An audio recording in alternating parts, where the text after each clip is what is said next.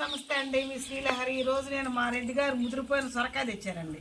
దీన్ని పులుసు పెట్టాలి, ఎగురు పెట్టాలి నాకు అర్థం కాలేదని చాలాసేపు మానేసేద్దాం అనుకున్నాను. ఏం చేశారంటే ఈ చెక్కలుగా తీసేసి మొత్తం గింజలు మొత్తం తీసేసాను. సాంతం అన్నీ ముదిరిపోయినాయి కదా. నాకు మళ్ళీ 50 రూపాయలు ఇచ్చిందండి ఈ కాయని. ఇదిగోండి చక్క ముక్కలు మొత్తం తీసేసి గుజ్జు మాత్రంగా చిన్న చిన్న ముక్కలుగా కోసుకొని ఇదిగోండి కాసినట్టు పచ్చిమిరపకాయలు కాస్త చింతపండు కొంచెం తీసి పక్కన పెట్టి కొంచెం ఆయిల్ వేసి దీన్ని మగ్గబెట్టిన తర్వాత మనం రోడ్డు చట్నీ ఈరోజు చేసుకుందామండి. చక్కగా టేస్టీగా పుల్ల కొంటుంది. వాటర్ మొత్తం ఎగిరిపోయిందాక ఎగర పెట్టాలండి. ఎగర పెట్టిన తర్వాత మనం చట్నీ చేసుకోవాలి. కాయ పారేద్దాం అనుకున్నానే పచ్చడి చేస్తే బాగుంటుంది ఆలోచిస్తే ఈ విధంగా ప్రిపేర్ చేసుకున్నానండి. పచ్చడి చేస్తే మళ్ళీ మీకు చూపిస్తానండి.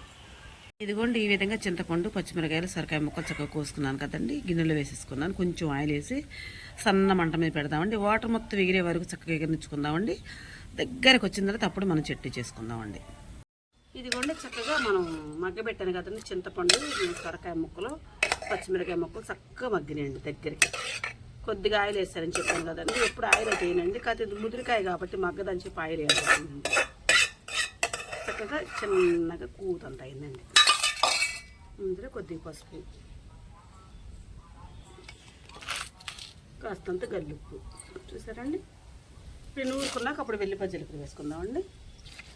ఇది చిందిపోద్దండి. నిదానంగా స్లోగా నూరాలండి. మిక్సీ పట్టేసుకుని గుజ్జు అయిపోద్దండి. అసలు నీళ్ళగా ఉంటుందండి. చూడండి ఎలా పడుతుంది. కంటిలో పడిందో దోని తీరిపోద్దండి.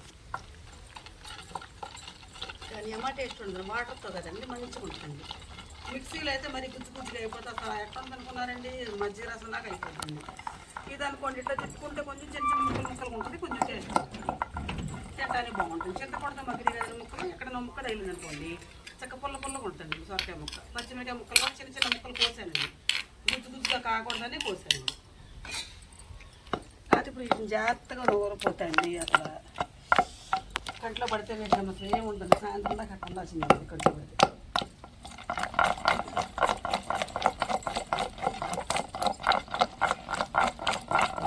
చిన్నప్పుడైతే మా అమ్మ ఊటి పక్కన వేడి అన్నం పెట్టి అందులో కలిపి తల ముద్ద పెట్టేదండి. ఊట ముద్దలు బాగుండేయండి.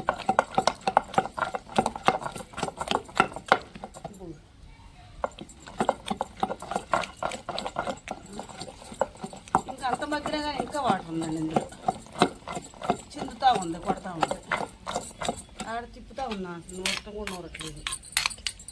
ఇంకా కొంచెం తొక్కుదామండి. సరే తొక్కితే ఒక ముక్కలు అనుకుంటాము.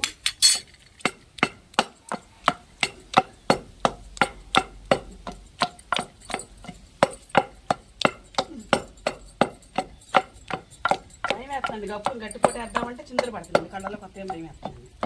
పచ్చిమిరకాయలు కదండి అసలు ఘాటు పోయాడు బాగా. ఇది చెక్క కూడా ఉందండి. కంట్లో చొక్క పడితే ఉప్పుగా తెచ్చి తర్వాత నోట్లో పెట్టేవాళ్ళు మా అమ్మ వాళ్ళు. ఉప్పుగా నోట్లో పెట్టుకో మాట్లాడుతున్నానండి. ఖాతా లేదు ఒక సమానంగానే అది తెలియదు.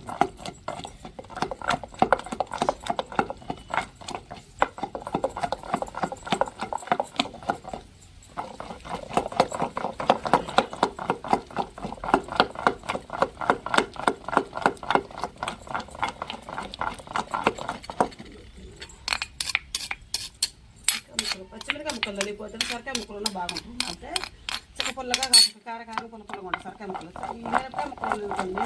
మిరపకాయ తొక్కల వరకు నలగాలండి. నలిగితే బాగుంటుంది.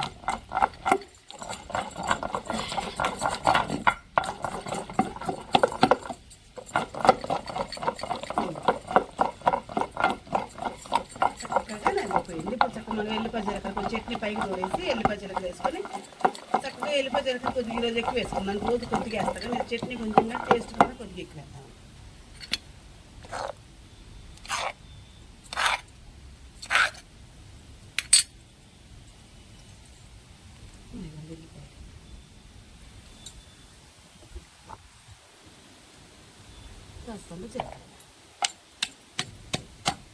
ఈ మొత్తం నూరాక చట్నీ మొత్తం అందులో దోసేసి అప్పుడు ఇంకొకసారి 2 తిప్పులు తీసుకుంటే ఇంకా బాగా చట్నీ.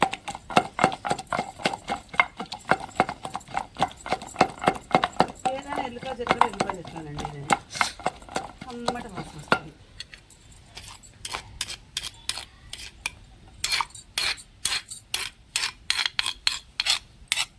చూసారా అంత పెద్ద సొరకాయ గుజ్జే కాబట్టి కూత అంత చట్నీ అంతా.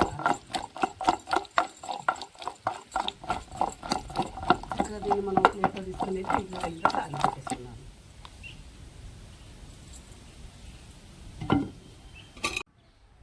ఇది కూడా చక్కగా ఆయిల్ పెట్టేసాను, చక్కగా కాగింది. ఇక 4 ఎండుమిరపకాయలు వేస్తున్నాను.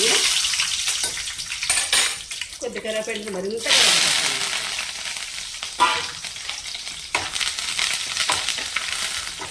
చక్కగా ఇది వేగిన తర్వాత బౌల్లో పెట్టేస్తున్నామండి.